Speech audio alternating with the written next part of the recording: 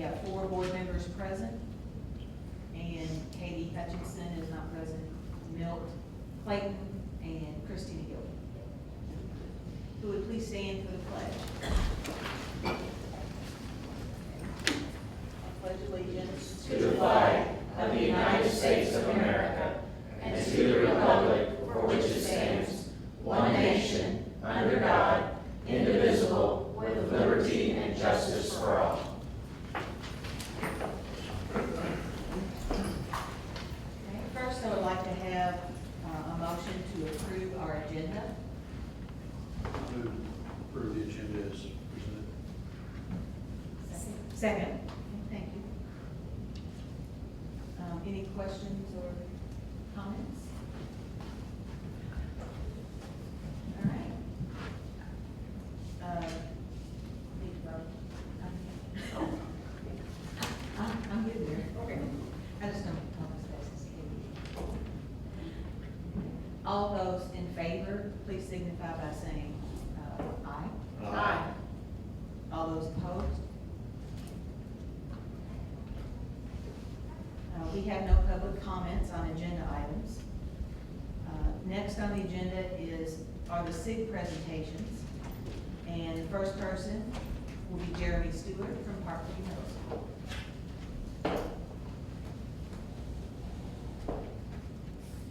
All right, I have exactly 3 minutes, I was told, so I'm going to try to move through this. Just thank you all for being here this evening. And Thank you, Jeremy. okay, this was our 4th year of our SIG grant, which we were awarded from the state. I'm just going to give you a brief overview of the different things that we were able to do with the funding. Here are some of our focus areas. We have ELA and math academies, where we work on professional development for our teachers, where they actually get paid to stay after hours and get some PD on instructional strategies. We also this year added Science and Social Studies academies. We continue to work on our project-based learning units. I continue my leadership mentoring with Dr. Rhonda Rose. We also were provided funds for Project Lead the Way training for our automation and robotics, and also medical detectives. And then we're starting a book study on the power of ICU. Math academies. Carrie Howes, our math coach, she focused in on growth mindset strategies for our students and for our teachers, where if you're not familiar with growth mindset, it's all about understanding that sometimes you're not going to get something right the first time. It takes people different grades to learn, and failure is a way to learn something. So we work on growth mindset strategies and vocabulary to use. We have continued support on our balanced math program, which is very, very strong because of our ability to have our coach in the building.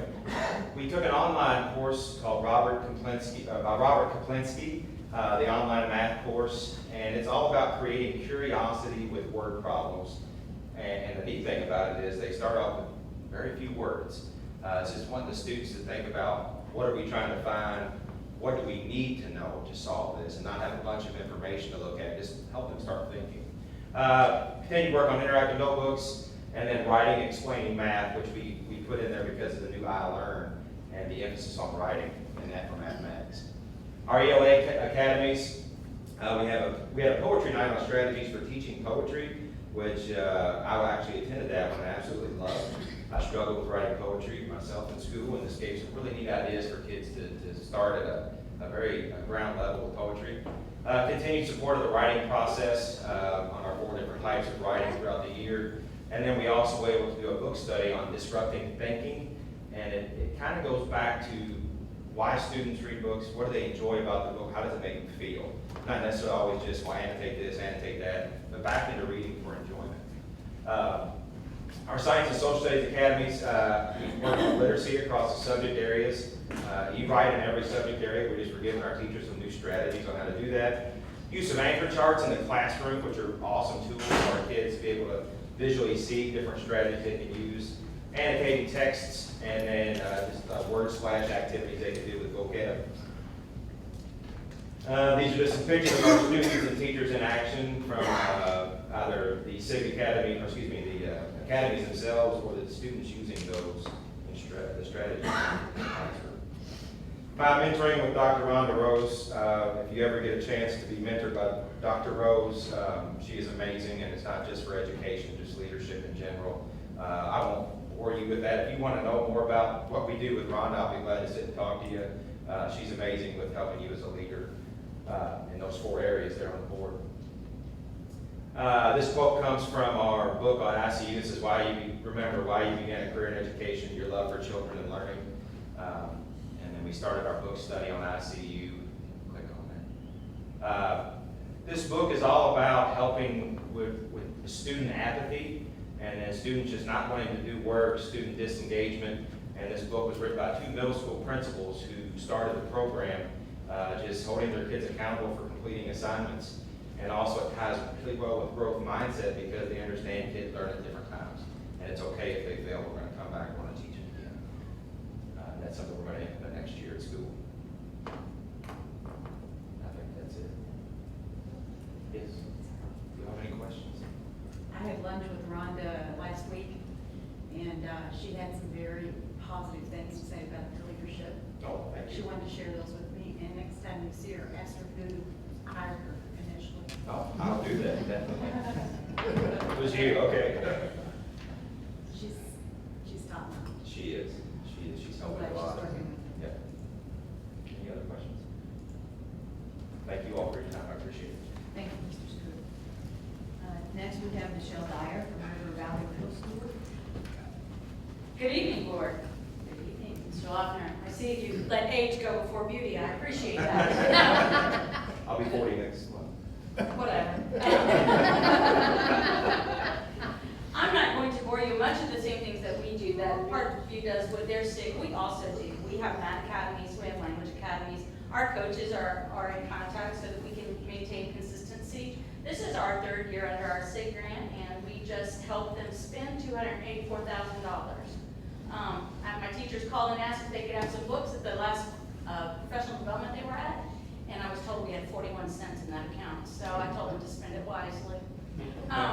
We do get 1 more year fully funded at that, and it will continue with our guided literacy instruction, our reading. We offered 30 hours during the school year this year for that. Also for numeracy, and we have a math coach, and we did the Kaplinsky course. Really working on helping children understand what the next step is, that learning is a continuation, and helping teachers understand that mastery is getting the work done, not necessarily a grade, a 1.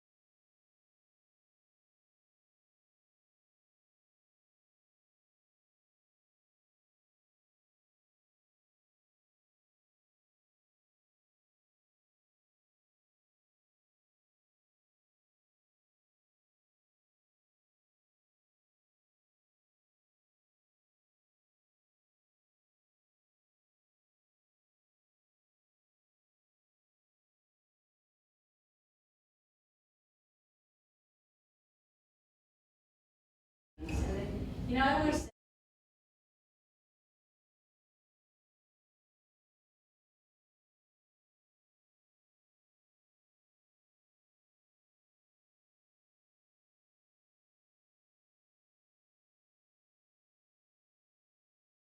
we do a conversation here. We partner with, at the last board meeting, you approved the communities in schools, and I can't say enough about the work that they do for all of our schools.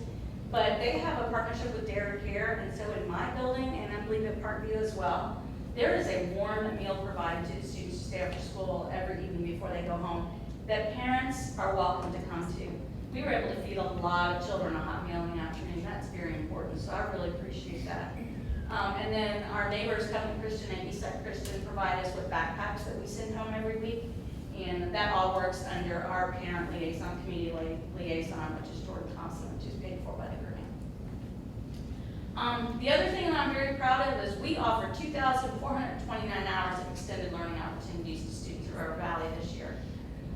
We ran 4 days after school. The cooking club was undoubtedly the most popular. 75 students stayed for our cooking club. They loved it. I loved it. I got to sample everything that came with it. So it's very important. We miss those classes at middle school. I miss industrial tech. I miss consumer sciences. And I'm able to offer it to students. So we'll continue that again this year. We were also able to offer, each of our teams had a person that stayed 1 day after school to provide specific target focus for our students after school. It wasn't just a tutor that stayed and kept 30 children. Every team had a representative. So they knew their kids and they knew what they needed. I was able to provide transportation thanks to the generosity of the minibuses from Greater Clark. There's about 6 people certified to drive buses at River Valley, and they'll take you wherever you want to go. Is that it? Yeah. All right, that's me. Thank you. Questions? Love the after-school activity stuff.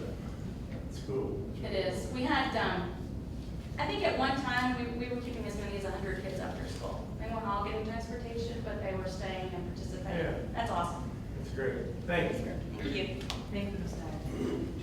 And next we have Jackie Diaz from Ridge Point Elementary. Good evening. Good evening. Jeremy's always good for a response. That's probably why I shouldn't sit next to him at staff meetings. I'm Jackie Diaz, principal of Ridge Point.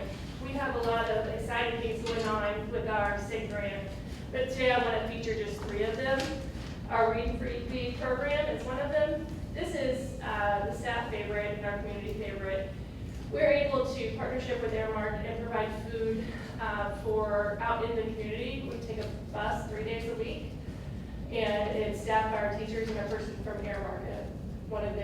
That's a new part this year that's really nice, having a representative from there.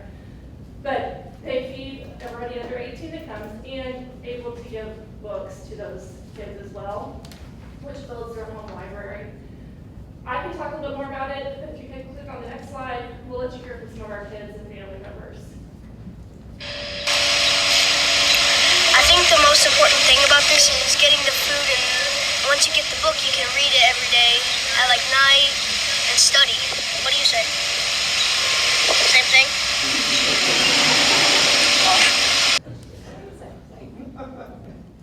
The Read Feed program is really benefiting the community with giving them books to read. A lot of kids don't get to go to the library much anymore. A lot of things are done electronically, so I think it's nice to have the option to still be able to have a book in hand and read it and look at the pictures. With their families. I think the lunch program is really good because some kids don't get nutritional lunches. It's a lot of junk food that they eat, and this is providing an opportunity for them to try new things that are actually good for them to eat. So I think it's a really good thing that we do for the kids around here, and I hope we continue to do so. Daycare providers in our area, they asked us to make them one of their stops this year, and so she's one of our 5 stops, which gets us more kids, but also kids just from Greater Clark, not just from Ridge Point. So that's, and these are some of my teachers. They were all debating over who had to talk. Yeah, we like to read and feed a bus because we get to see our students over the summer. No, I think it's great that they come out here and help the parents that can't afford to feed their kids over the summer, and they give them a book to read and food that is nutritious for them to eat. So as you can see, our kids and our families really enjoy this. You guys are welcome to stop by. It's Monday, Wednesday, and Friday. The schedule's posted all over the website. But at one of our different stops, we just hang out with the kids. It's a lot of fun. I brought my little guy, my 3-year-old, and they got to see how naughty the principal's son is. The next thing is our guided reading. Now, starting 2 years ago, we revamped the reading program at Ridge Point, but we really only focused on 1st grade through 5th grade. And at the end of last school year, looking at our data, only 64% of our kindergartners were reading at grade level, which wasn't acceptable. So this year, with our grant money, we were able to provide subs to go do school visits. We went over to Parkwood, was one of the schools, because they're really knocking out of the park with their kindergartners. And our teachers got to go see what their program looked like. Along with our AIC, we worked with Sammy Bryan as well, our district literacy coach. We were able to send them to some summer training and then to do collaboration. And then the biggest thing that we provided with it was some materials and resources. As we know, as teachers, that's the thing, one of the biggest stumbling blocks, is that we don't have what we need and our teachers are having to supplement or find it. Well, the state grant was able to provide that. So on day one, they were able to have those materials. Now the exciting part is, at the end of the school year this year, 87% of our kindergartners are reading at grade level. Yes. I'm pretty excited about that. I called the girls and stuff with the data, and we were all just really, really excited because it was loud. And on this next one, you can see some of the fun kindergarten reading, but see some of the chaos too that goes along with it. My staff was amazing and embraced it and ran with it, even though it's a little chaotic. So.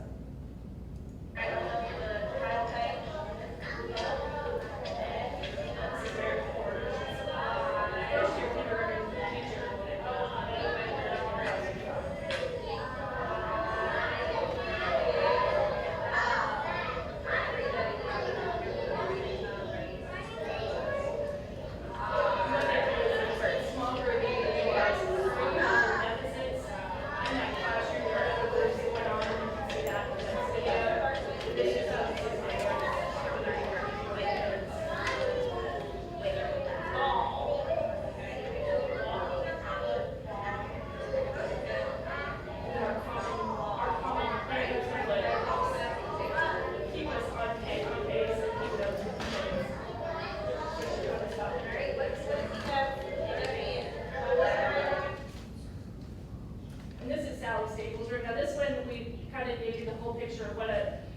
What a kindergarten graduating classroom looks like. And it's where I'm very proud of them for embracing this. And before you go there, the instrument that they were holding, Whisper readers. Uh-huh. Kindergartners like to read out loud. And so that gives them the ability to listen to themselves reading without disrupting everybody around them. So they keep the whisper readers till she pushes it and listens to them, and they push down and read it to her.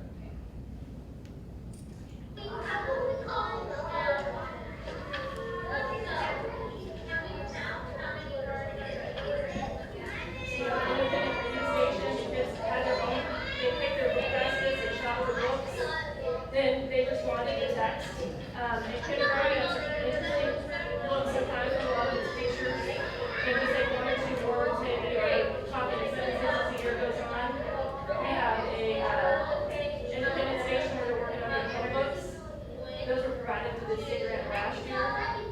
So we're able to have the same notebooks in each of the kindergarten classrooms. The next one is we had training with our care professionals, and we were able to give them some very specific literacy training where they're doing some programs with the kids as opposed to being just independent.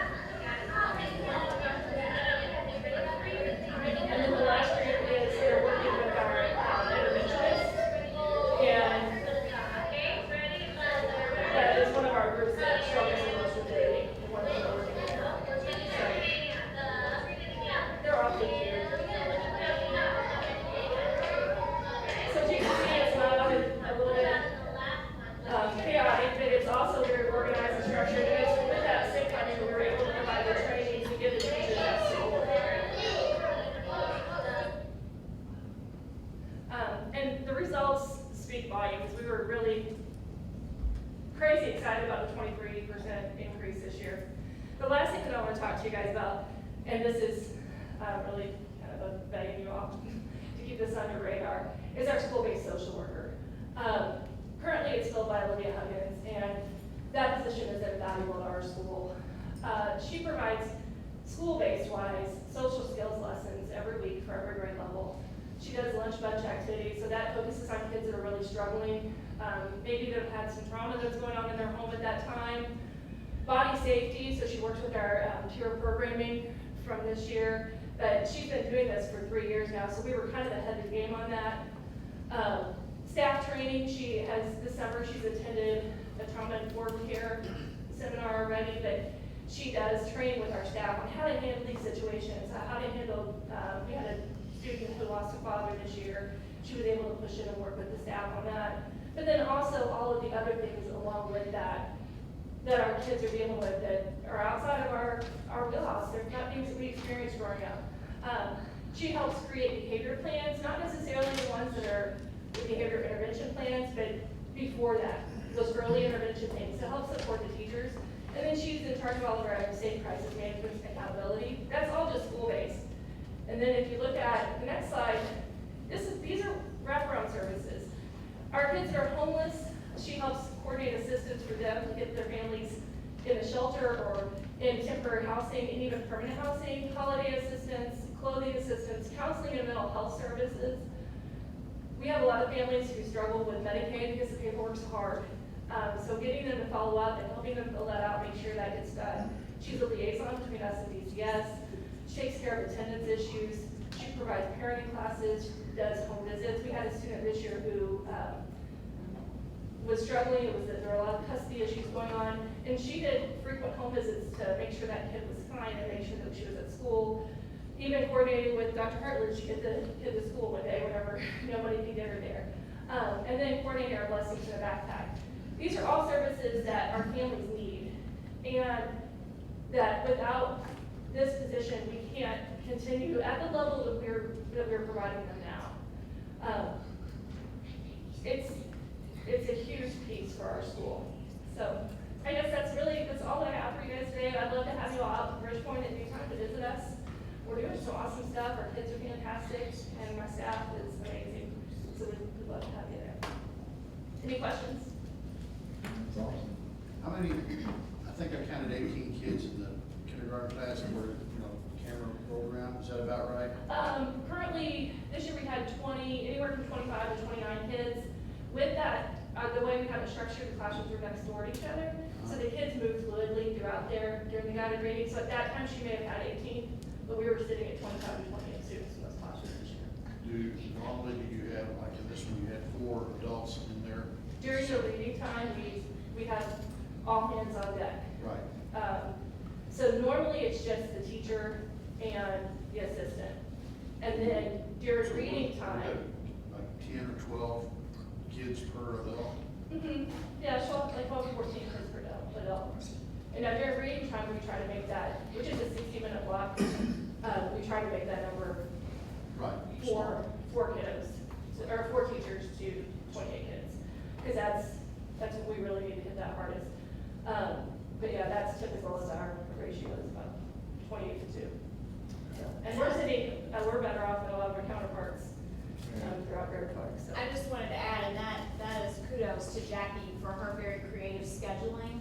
And as you saw, our paraprofessionals do serve. I mean, if you walked in that classroom, you wouldn't necessarily know who the teacher was, who the paraprofessional was, who the interventionist was. Bridgepoint is a Title I school, so they have additional funding. They have an interventionist as well as an AIC. That is not the case in all of our schools.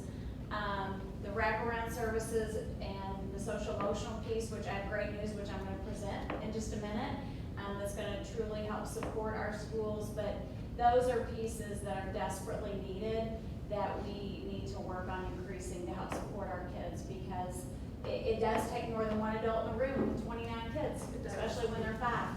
And a lot of our kiddos coming in haven't had the preschool experience that they need to have, so they don't have those kindergarten readiness skills. So we have a lot more behaviors than what you would typically see in a classroom where there was a lot of exposure earlier with preschool exposure.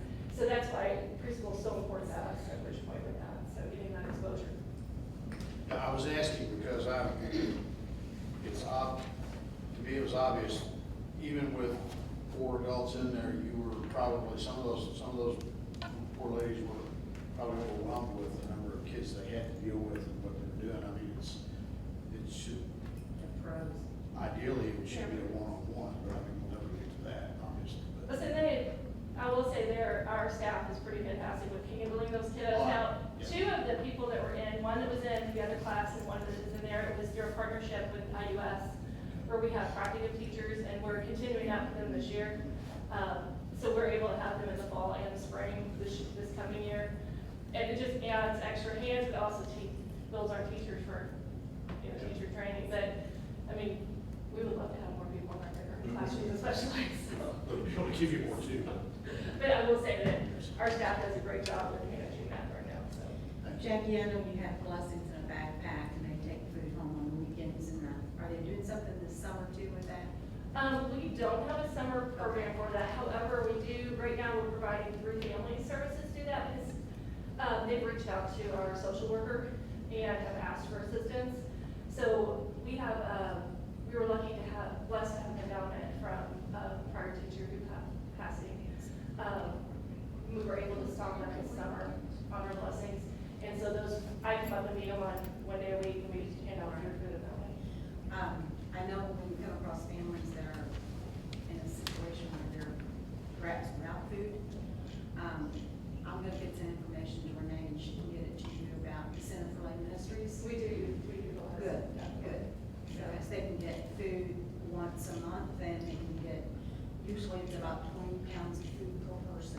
So that's one of the things that Ms. Hutchins, Olivia, she refers them out to those places. And the Center for Lay Ministries is one of our partners that we use them, and then we do a fundraiser, or a food drive with them as well. But definitely, because our families, they need. Thank you.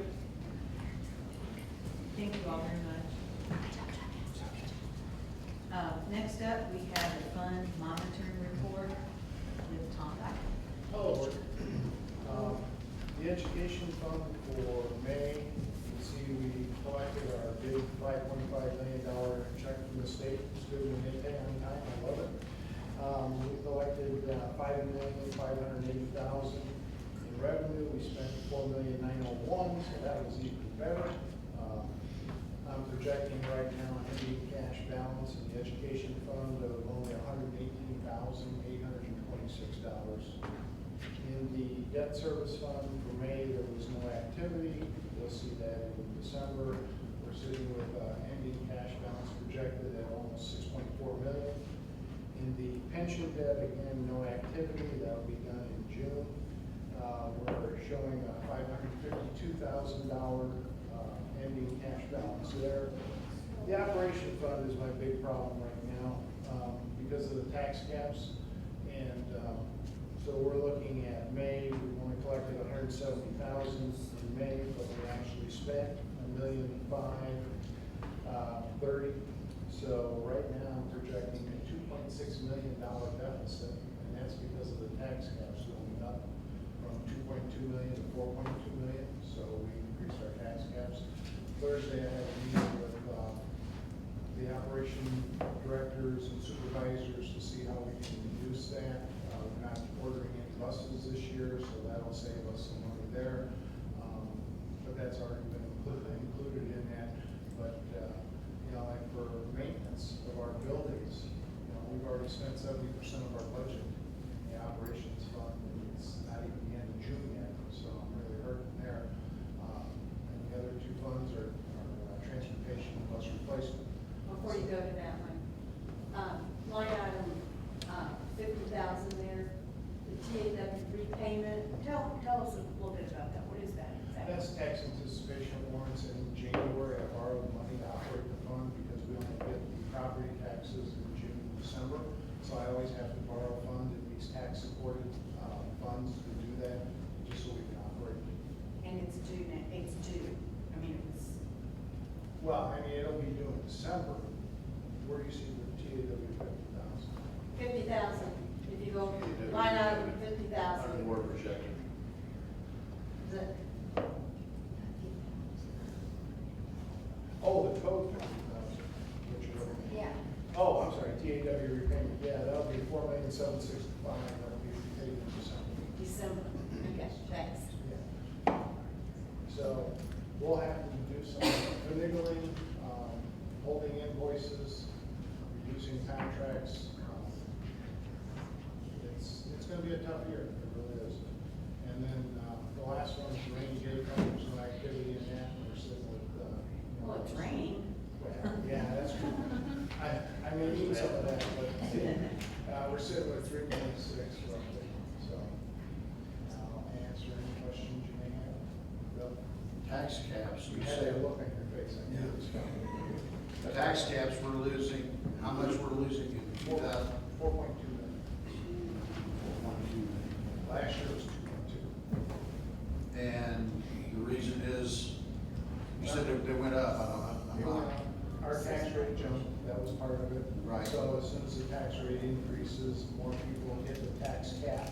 Okay. At 1%, and then 2% on businesses and 3% on the other Right. property. So that's what caused it. Do you have a number that we're losing per year right now for TIF districts? Or- From all TIF districts? Yes. No, I can calculate that. I can Well, bring right, it- I can bring it, how about if I bring it for the next, a month from now, when I do the next. That'd be good. I can- I'd like the public to understand where it is that we have shortfalls, because I hear from the public, well, you look, you guys got all this money, tax money.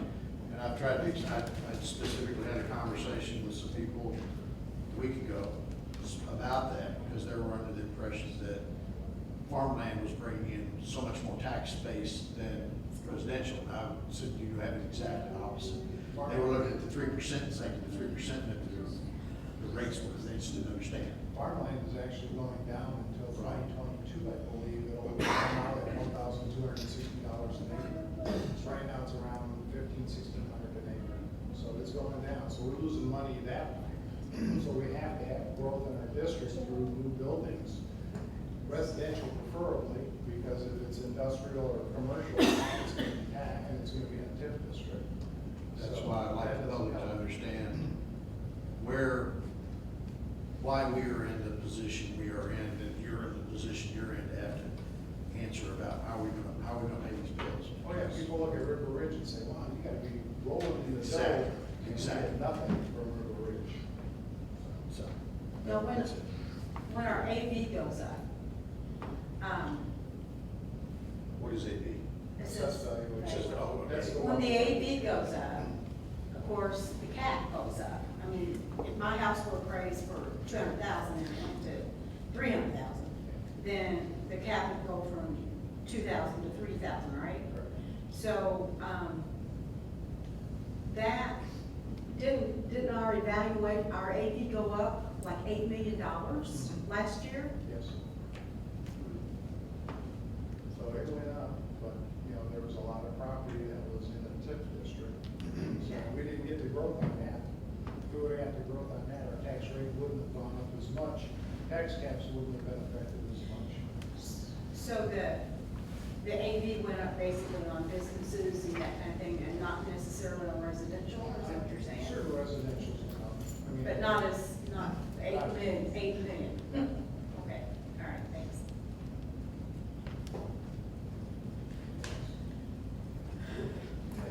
Thank you. Next, we have the consent agenda.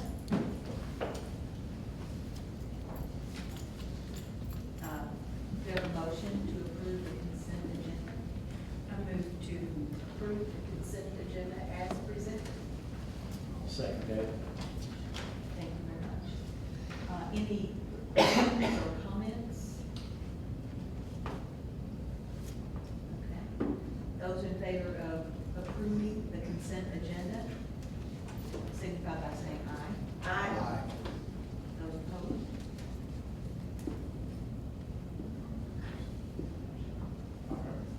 Thank you, Board. We have some people here in the audience that have been approved here tonight, and I want to recognize, that are joining the team up here at the administration building, and want to welcome them aboard, and also give them the opportunity to say a few words if you would like. First one is Dr. Kim Hartley, who's moving to the Assistant Superintendent of School Improvement. I've really appreciated Dr. Hartledge's professionalism the last few months as all this transition has taken place. I've appreciated working with her and look forward to working with her in the future, especially in this role, because I think it'll be a really good role, for what we want to accomplish as a district. Would you like to say a few words? Sure. Well, I'm very excited to, as you know, elementary is my passion. It's near and dear to my heart, and where I've spent the majority of my time. But I did work with a middle school for, quite a bit, 9 years of that, and became a national blue ribbon school. Actually, a lot of people don't think that. They only think I'm elementary. So this provides me an opportunity to work with both of our directors and have a different perspective, K through 12, and be able to support all of our principals and the many great programs that we have. So I'm excited for this new opportunity and to get to work with the other half of our district. And thank you for allowing me this opportunity. Thank you. Next up, we have a new director of elementary who's here with us. Karen Wesley will be our director of elementary. She's been the principal at North Haven Elementary and also recently at Charlestown Middle School. And so welcome aboard, Karen. You want to say a few words or put you on the spot here? You guys set the timer for us?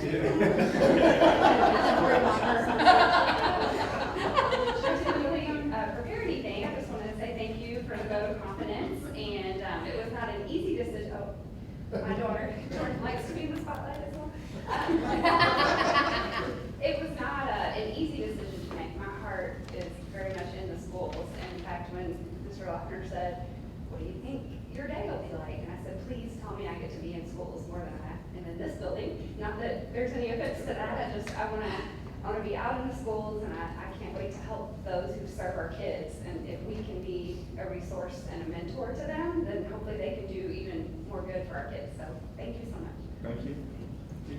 And next up, we have a director of secondary schools, Melissa Bauer, who couldn't make it tonight, but you guys know Melissa. She's done a fine job in her role as director of technology, and look forward to working with her in this role. I think she'll do a fine job in the director of secondary schools role also. Also tonight, we have Chad Shank, Dr. Shank will be our director of transportation moving forward. Look forward to working with him in that role. And Dr. Shank, would you like to? I can speak from here. That's fine. That's fine. I'm ready, and I know there's, Dr. Dyke can talk about all the challenges and things, funding.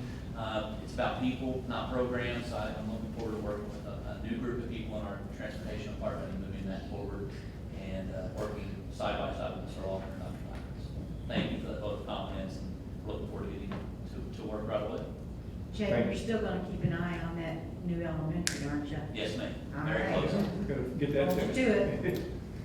And last, with my leaving Charlestown High School, we picked a new principal for Charlestown High School, and Amy Cook was selected as the principal at Charlestown High School, as you saw in the personnel report. She is actually on a trip to Rome right now. So she is not here tonight, but she has a statement for all of you to read. She was very excited about the opportunity, and I think Amy will do a great job at Charlestown High School. So just want to recognize those individuals and look forward to working with all of them, and I think they'll do great work. Thank you. Next, we have gifts to buildings. Mr. Gallo. Okay, we've got a sensational gift to buildings presentation for you, but I'll keep it to 3 minutes. It's hard for me to keep it 3 minutes after the first one's 20 grand from Clark County, or Clark Circuit Court, number 3. For those of you that are familiar with the courts, that's Joe Weber's court. Ken Abbott is the magistrate there. We just appreciate that, and that I think Dr. Hartnett will speak to where that funding is going to go later in the meeting. So really appreciate that. If you look at the Charlestown schools, all if you total those up, that's right around $5 grand coming out of Charlestown community. And it's just, it's just awesome. The PTO, $3,600. What great support we have out there, Again, we come down to New Washington, and they just never give up. They just absolutely never give up. New Wash is almost $2 grand.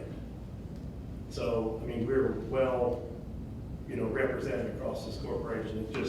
I'm just honored to say we got $27,394. So I move to approve this to the board. And I'll second that. Thank you. Any questions or comments? All those in favor of approving the gifts to the building, signify by saying aye. Aye. All those opposed? Our first action item is Parkview Middle School HVAC and electrical upgrade bid awards. Tom Dyke. Yes. Almost said Tom Selleck. Tom Selleck. Among other things. I'm not 6'3".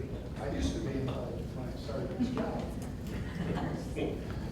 At the November 17, 2018 board meeting, approval was given to hire Schmidt Associates to investigate and prepare bid documents to repair the HVAC and upgrade the electrical systems at Parkview Middle School. Schmidt Associates completed the documents and the project was ready for bid. The funds for this project will come from a prior bond issue, which was the 2016 bond issue. I have a little over $1 million left in that one, which we were reserving for this project. At the May 8th, 2019 board meeting, permission was given to advertise the bids. Bids were advertised on May 21st and May 28th, with bids due on June 14th at 1 p.m. The bids were open as scheduled, and the bid tabulations are attached. We had 3 bidders for the electrical, and that was Excel Services, Kentuckiana Electrical Services, and Delta Services. The low bid there is Kentuckiana Electrical Services at $216,500. And for the HVAC, it was, we had 3 bids there: Harold Fish Incorporated, GBMC Incorporated, Husing Mechanical Contractors, and Husing was the low bid at $499,400. Based on that information, the superintendent is recommending the approval of the HVAC bid awards for Parkview Middle School to Husing and electrical upgrade to KPS at their low bids. If you have any questions, I have Charlie Wilson here from Schmidt Associates, who is more than happy to come in and answer any technical questions Bill you may have. Good. Oh, you're good, okay. I went through everything. Okay, all right. See, I was prepared for you.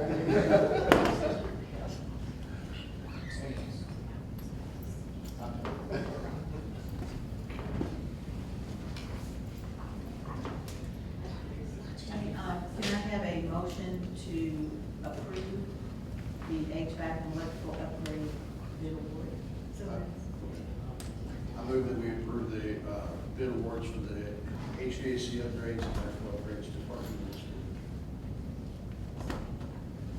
I second that. I believe there's a typo, or, the last paragraph, it says the bids were open, and the HVAC goes to Hussing, and the electrical goes to Hussing. Oh, I'm sorry. We're not giving both bids, No. both jobs to the same I company. was reading the recommendation on top. Yeah. The So- electrical was KPS. With that, Yeah, we correct. changed it. The contracts are written correct. Well, they haven't been written yet, but they They will. The proposals are correct. yes. Okay, thank you. Thank you. Any questions or comments? I know both contractors very well, and I think you've made a good choice. I appreciate your services on that. Thank you. Both of them are well qualified. Want to make sure that G703 is correct. I'll talk to Tim. Charlie, we'll talk. Any other questions or comments? All those in favor of approving the Parkview Middle School HVAC and electrical upgrade bid awards, signify by saying aye. Aye. All those opposed? Our next action item is the approval of Centerstone memorandum of understanding. Dr. Harvey? Good evening, board. As you heard earlier tonight, we do have a very diverse student population, and in the past few years, we've really seen an escalated need in regard to social emotional learning and behavior issues. That has been a challenge in all of our elementary schools. We currently do not have counselors. We have therapists who are provided through our partnership with communities schools, which you heard from also, or heard about earlier this evening. And then Bridgepoint is through their federal SIG grant, has their social worker. But otherwise, when these events percolate in our buildings, other than taking our administrator, because they're usually so extreme, and as you saw, our teachers are busy, so they can't stop and go deal with an escalated behavior. And the types of situations that we see are really increasing. Mr. Lofner has seen that on various occasions, repeatedly, and so it really is an extreme need in our schools. I'm very excited to bring to you tonight this opportunity with Centerstone to provide 12 full-time employees across our district that we wouldn't otherwise be able to provide if it weren't through a memorandum of understanding like this. And so essentially what this does is provide staffing for elementary schools with either a master level therapist or a family support specialist, which is sort of a comparison of a nurse practitioner and a doctor. And so they would have at least one of those from the pairing present in each school every day. Centerstone would be able to devote 416 hours per month, and this is above and beyond those hours that are billable through our students on Medicaid. So this is for the students who we wouldn't be able to bill for. So this would include times which school is not in session to serve the mental health needs of children who otherwise do not have an insurance source that they would be able to bill. So this support would be split among our 12 elementary schools, and this would equate an average of 30.6 hours per school per month, and it's about 8 hours per week. And this would be split between the therapist and family support specialist, however is clinically most appropriate. We may see that there's a greater need, students that have a need that need a more intensive support. If Centerstone and Greater Clark schools agree that certain schools need more hours than others, these hours can be allocated to reflect those specific needs across the district. Centerstone will spend the remainder of the working hours providing mental health services to children who either already are or could become Centerstone clients with a billable insurer.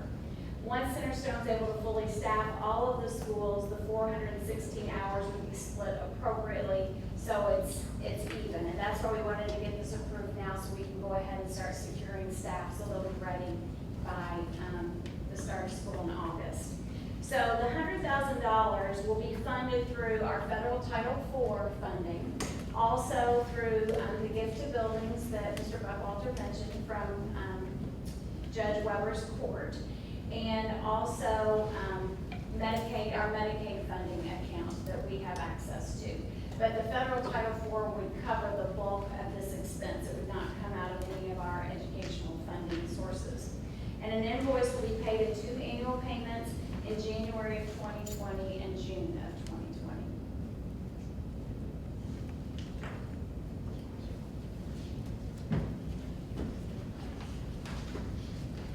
Can I have a motion to approve the Centerstone MOU? I move to approve the Centerstone MOU as presented. A second. Thank you. Any questions, comments? Just incredible. Much needed. And it's just incredible. And I personally like to thank Judge Weber for his support of this, sees the need and he's stepped up.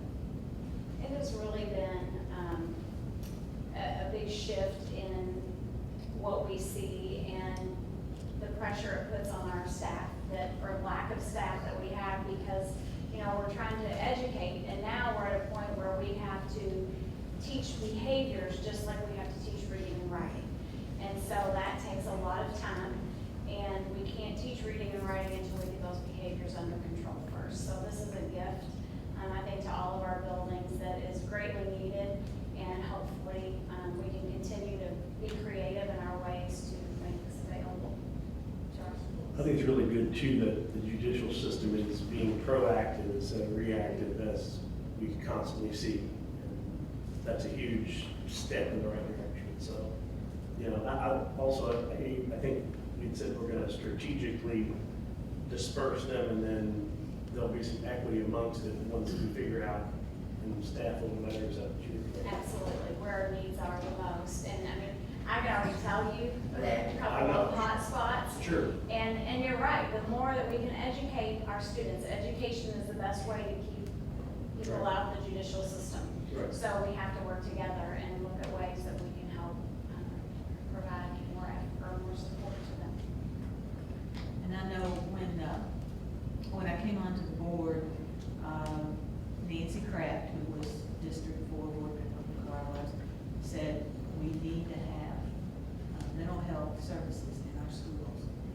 Please work on that. So I don't think I did anything, but, you know, I just appreciate the work you've done, and that so many people have come together to make this happen.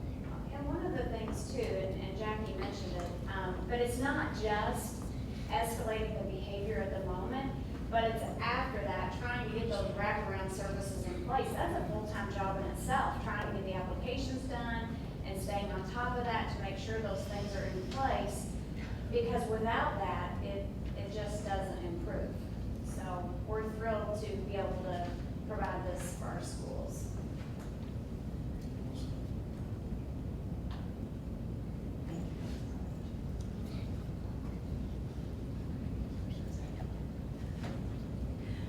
All those in favor of approving the Centerstone MOU, please signify by saying aye. Aye. All those opposed? There are no public comments on non-agenda items. So come to board comments. Yes, I would like to start off by saying that I was very proud of our 3 high schools on their graduation ceremonies. I thought they were all 3 very unique to their own community. And I've had several people come up to me and tell me how nice they were. Some people had been to Jeff High's graduation, you know, what was it, 407? 490 kids spoke on stage. They were very pleased with how it ran, how smoothly it ran, and that's kudos to those principals and those counselors and teachers who helped put that together. I was able to attend a very interesting and informative workshop with our superintendent and Dr. Dykle and Janelle, board member Janelle, about budgets in Indianapolis. And I learned a lot, and I appreciate that opportunity about the laws and all that information about the TIF. And I will tell you that Dr. Dykle was a rock star among the group because he came armed with a lot of information that a lot of people had no idea. And so we were our table was kind of rock star table. And lastly, I'd like to wish John Buckalter a happy birthday for tomorrow. Is that right? That is correct. Yes, Thank you very happy much. birthday. I appreciate that. That's it for me. I'd like to also thank all the new staff that are coming on and changing positions, and tell you that I really appreciate your efforts. And I also appreciate the effort of all of our educators that we've learned about in preschool and whatnot. You guys are doing a great job, and I really appreciate the effort that you guys put into it. Our Education Association works with you guys to help make sure this all can come together. You guys do a wonderful job. I also don't think you get the gratitude that you really deserve, and I'd like to see some of that change, but that's just a pat on the back. You didn't really put any money in your pocket, but still, I'd like to see you guys get that. I'd also like to say that I really hope that we're able to reach out, as a school corporation, reach out to the public and explain to the public what it is you're able to do and the challenges that you face. Because I know we see all of the good stuff that you're able to do in the classrooms, and that's wonderful. But there's also, I don't think the public may not have a very good grasp of some of the challenges you face. That Dr. Hartledge was just pointing out that Centerstone is going to be helping to help us hopefully work through. And I believe if we as a corporation can make sure that the community understands the challenges that our educators face, that they may be able to come through and be willing to come through and do a little bit more for us and help us get the kids on track that are off track, and help the ones that are on track to be able to accomplish even more. I'm still trying to find out things about who Dr. Dackel, what rock star he reminds me of. It's beyond Stephen Stills, maybe at a certain point in his life, I don't know, he did. Man, 2 out of 3, man, maybe, I don't know. I don't say Pee Wee Herman. I wouldn't go in there online. No, thank you all very much for the presentation to the schools. That was really awesome to see that, and to know that there are good strategic plans out there, and you're celebrating the successes of those plans. That's the cool thing. You know, oftentimes the numbers don't tell what really goes on, and I know that. I also know too, from having an administrative chair, that in the summer is sometimes some of the toughest decisions that you can make, because you're making decisions that have to do with people. You're making decisions that you're wondering, I'm rolling the dice, I think this is my best data-driven decision, and it may or may not pan out. So I know it's tough, and I thank you very much for that. You don't get to shut it off. You know, teachers have a real compressed time. They work really, really hard, you know, and so, like, one of my good friends that teaches, he just hardly will, I don't want to talk about it. And he's a good teacher, he's a great teacher, but he needs that time to be able to shut it off. I know you all can't. Some teachers can't even, but thank you very much. Thank you all for your presentations. Mr. Walker? Yeah, 2 things. To revisit the Dare to Care, Aaron Borkes and I have met with Dare to Care, and we're trying to do something here early in the fall with all of our schools in Dare to Care to try to set up blessings and backpacks or food pantries in each school, and try to work with our principals. So that's something. I know the Center for Lay Ministries, I'm on a board there, and they're looking at supporting that. Yeah, We get a lot of food from Kroger and Meyer. They're literally angels, and they feed our folks. there's a need there, and so we're Yes. moving forward with that, trying to get those people in front of our principals and trying to get a structure in place to do something like that. And then I'm thrilled also with the Centerstone grant. I mean, I've always been amazed at what our elementary principals do without counselors. You know, and it is quite amazing. I personally, probably the first month I was on this job as the interim, you know, I walked in an elementary school and I saw 2, you know, principal and assistant principal at one of our elementary schools, and they spent probably 2 hours just dealing with one child, you know, and it took them away from everything academic related, just to try to manage that one child. So to have something like this in place to be able to help a student like that, I think not only helps that student and their family, but it helps the whole, you know, academic climate of the building also. So it's a huge thing. So thank you. Ms. Goldmaker, you're the only one who hasn't said anything. I'll be back here in a couple weeks, I'll have Thank you all for being here. Next is, would anyone like to move to adjourn this meeting? I would like to make that motion. Okay, anybody want to second that? Second. Any questions or comments? All those in favor of adjourning, signify by saying aye. Aye. All those opposed? Okay. Thank you all very much.